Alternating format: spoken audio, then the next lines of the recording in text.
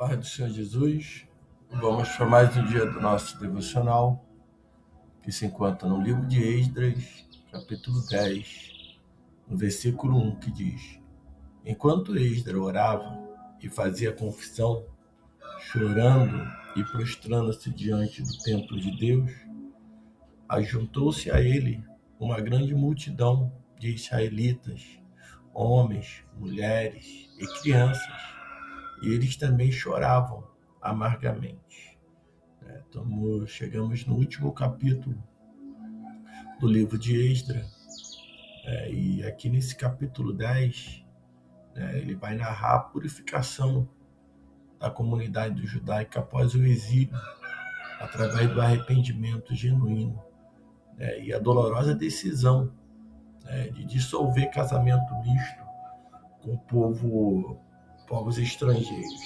No capítulo anterior, no nosso devocional, nós falamos sobre quando Esdras ele ficou sabendo de que o seu povo ele tinha casado, tinha se envolvido em casamentos com mulheres estrangeiras. Tanto ali nós vamos ver que Esdras ele fica triste, ele fica atônito, ele fica ali, ele rasga suas vestes, arranca os seus cabelos, e depois eles vão fazer agora um concerto com Deus. Ele vai, liderado ali por Esdras, os judeus eles vão se comprometer com a aliança de Deus, resultando no afastamento das mulheres e filhos estrangeiros, para evitar a idolatria. Versículo 1, ao qual nós lemos, agora no versículo 2, ele diz: Então Secanias, filho de Jeiel, um dos descendentes de Elão, dirigiu-se a Esdras dizendo: Temos sido infiéis para com nosso Deus, quando casamos com mulheres estrangeiras dentre os povos da terra. Mas mesmo assim ainda há esperança para Israel. Então nós vamos observar que o próprio ali Secanias, ele vai se levantar e ele vai reconhecer ali, não só ele, mas como o povo vão reconhecer que eles fizeram o que era errado. Eles se envolveram com mulheres estrangeiras entre os povos da terra. Mesmo assim, ele diz que há esperança para Israel. Nem tudo estava perdido. Nós vamos ver que há um arrependimento. Esse arrependimento não é só de palavras, mas o povo ele vai reagir em relação a tudo isso. No versículo 13 ele diz: Façamos agora uma aliança com o nosso Deus, de que mandaremos embora todas as mulheres e os seus filhos, conforme o conselho do meu Senhor e dos que tremem diante dos mandamentos do nosso Deus, que isso seja feito de acordo com a lei. Levanta-te, pois está em tuas mãos, e nós... Levanta-te, pois a questão está em tuas mãos, e nós os apoiaremos. Ele diz: tem coragem e age. Então Esdras se levantou e fez com que os sacerdotes principais, os levitas e todo o povo de Israel jurasse que fariam conforme essa palavra. E eles juraram. A palavra é: tem coragem e age. Ele vai dizer que após essa oração de confissão de Esdras, o povo ele se comove e começa a unir-se, começa a chorar, a se lamentar. Secanias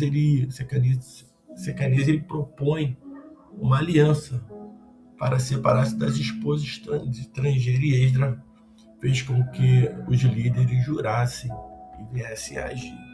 Há ali uma convocação e um julgamento. Versículo 6 ao 17, é proclamada uma Assembleia Geral em Jerusalém com a ameaça de confissão de bens e exclusão da comunidade para quem não comparecesse. Então o povo ele reconhece o pecado e decide separar-se e obedecer à lei. Então, um dos pontos é o reconhecimento.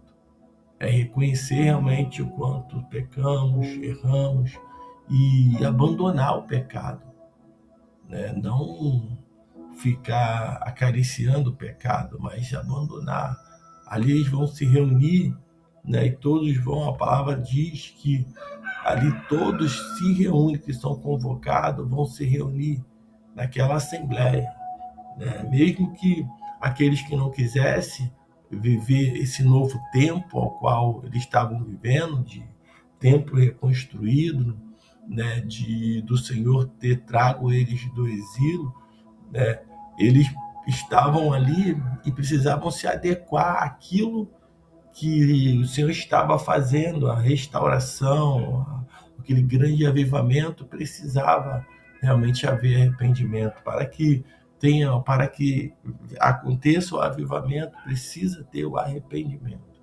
Senão, e o arrependimento, não só um arrependimento de boca, né? A palavra era: tem coragem e age, né? Isso aqui é uma palavra para aqueles que estão até mesmo em liderança. Precisa ter coragem e agir, e não ficar com medo, não se intimidar pelo que vai acontecer, pelo que é até as ameaças do inimigo. A palavra é: tem coragem e age, movimenta, né? E não só ficar na teoria. Vai ter uma listagem dos culpados entre o versículo 18 e 44, aonde a última parte do capítulo, ele vai listar sacerdote, levita e o povo em geral que se casaram com mulher estrangeira. Então a lista, ela prova a seriedade da ação e o compromisso de purificação, incluindo muitos líderes que assumiram sua culpa.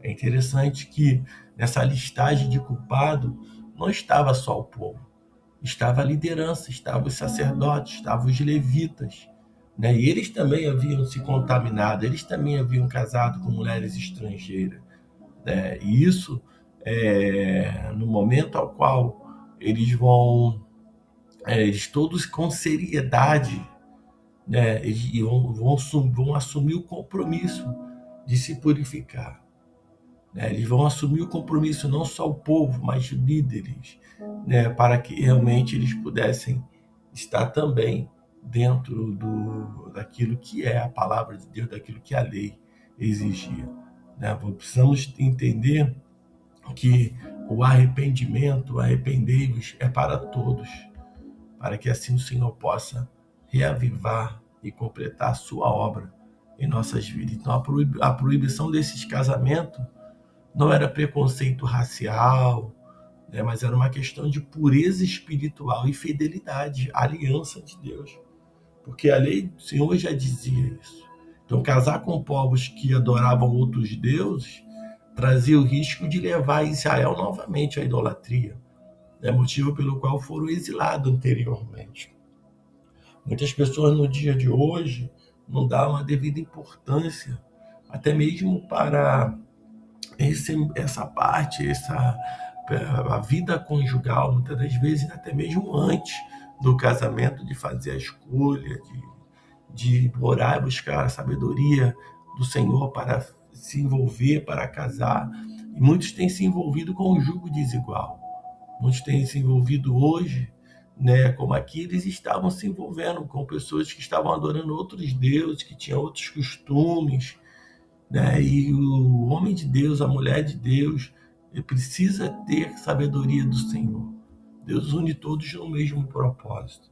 Então, isso lá em Israel fazia com que o povo viesse se afastar mais de Deus, porque era outra cultura, era outra religião, eram outros costumes, e isso causava problema. Isso levava a idolatria para dentro de Israel. Isso levava a idolatria, fazer com que muitos aqueles que serviam ao Senhor viessem servir até a ídolos, oferecendo sacrifícios a ídolos. Então, devemos ter esse cuidado. Então, esse capítulo, ele ensina que o verdadeiro avivamento e arrependimento envolve ação prática e, por vezes, decisões difíceis para corrigir desobediência a Deus, né? Muitas das vezes, as pessoas querem um avivamento, querem uma igreja avivada, quer ser avivado, mas para isso, né, acontecer, precisa haver o arrependimento.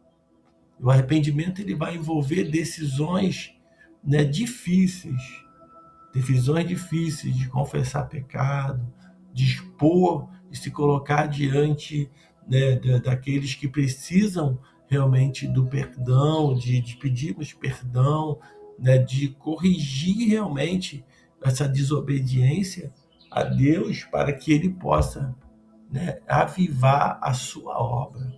Então, nesse dia, que você possa entender a necessidade do arrependimento e que essa palavra, a qual foi falado ali, tem coragem e age, também seja para a tua vida. Tenha coragem e age. Se movimenta. Não fique esperando as coisas vir, né, oportunidades. Não, cria essas oportunidades e passa a agir, coloca diante de Deus e diante daqueles que for necessário, daqueles que precisam, daqueles que realmente você precisa falar, confessar, se acertar, se alinhar, seja o teu pastor, seja, né, o teu parente, seja alguém, né, ou um grupo, ou individual, enfim, faça e acerte que com certeza após isso vai ter um avivamento.